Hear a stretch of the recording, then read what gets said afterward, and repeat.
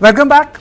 The United Nations have formally taken cognizance of the violence against Hindus and other minorities and tribal people in Bangladesh, especially in the Chittagong Hill Tract. The UN issued a strong statement calling for immediate action to protect the indigenous tribal people who have been subjected to violence, forced displacement and systematic marginalization.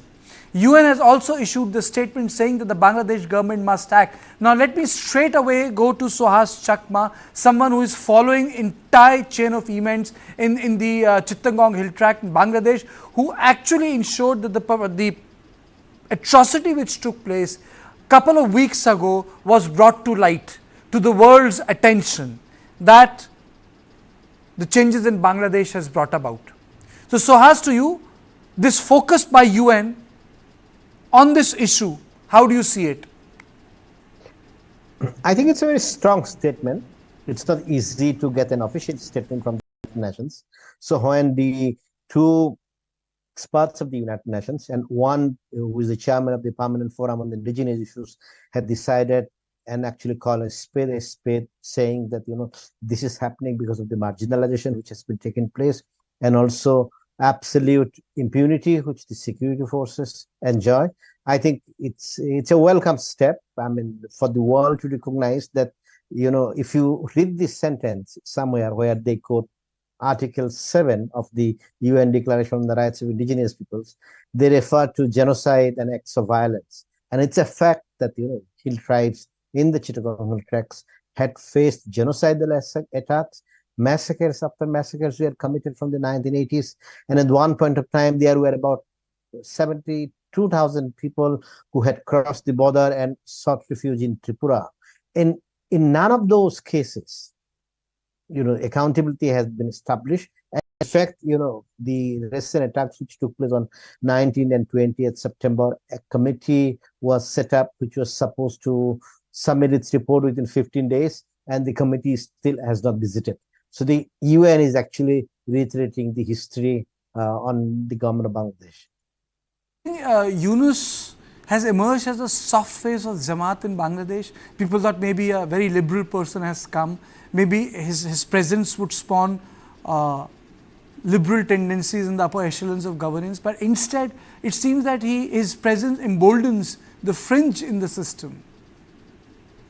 Well, absolutely. I think one particular problem, which the activists, the people who are focusing on human rights violation face at this point of time is Yunus has a liberal image, especially in the West.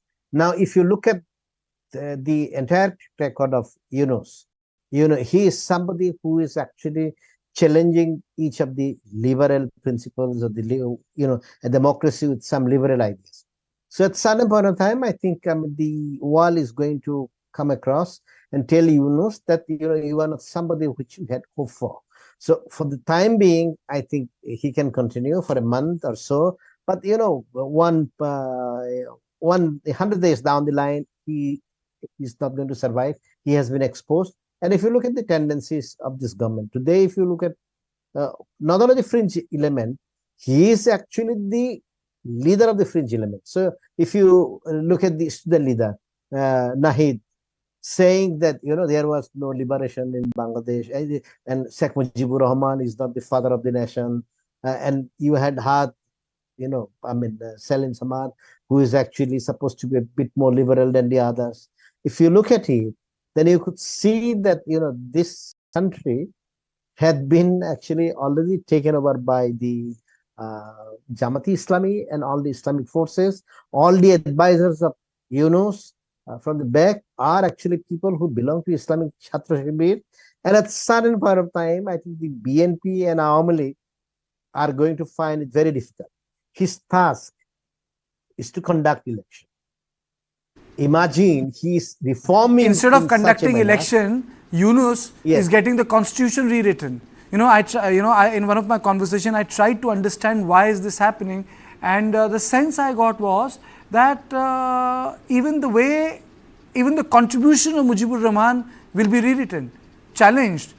A different official history would be written. It's like the communists have taken over in a different sense, But in my view, that is not going to survive I mean, I think what he is doing at this point of time, he is trying to survive as long as possible. He knows fully well that there is an elected government tomorrow. All the reform initiatives which have been taken by Yunus can be set aside.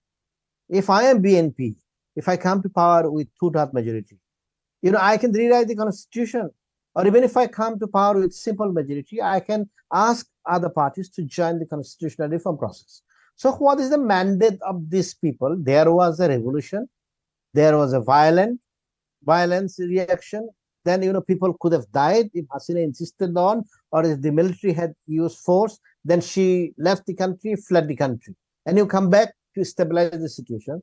Instead of stabilizing the situation, you are trying to start a system where Jamaat Islami would come to power, but the BNP and the Army League will be out. And take it from me that he will face two problems. One, that very soon, 6 months down the line, when it completes 6 months, Awami League and the BNP may come together to hold joint protest demanding elections, because they are not going to accept at certain point of time somebody who is not elected. And second thing I want to tell even today, the people who are serving in the interim government, they shall have to flee. They are not the people who are going to remain in power forever. Okay. And they themselves shall be prosecuted because of many of the things which are happening. Thank you so much, Mr. Chakma, because I know there's so many things to talk, from the Chittagong Hill tract to the problem of the Chakmas to the the puja pandals that got hit. But the man at the center of the controversy is Muhammad Yunus, who instead of protecting the liberal sentiments in the politics has ended up reinforcing the Islamists in Bangladesh.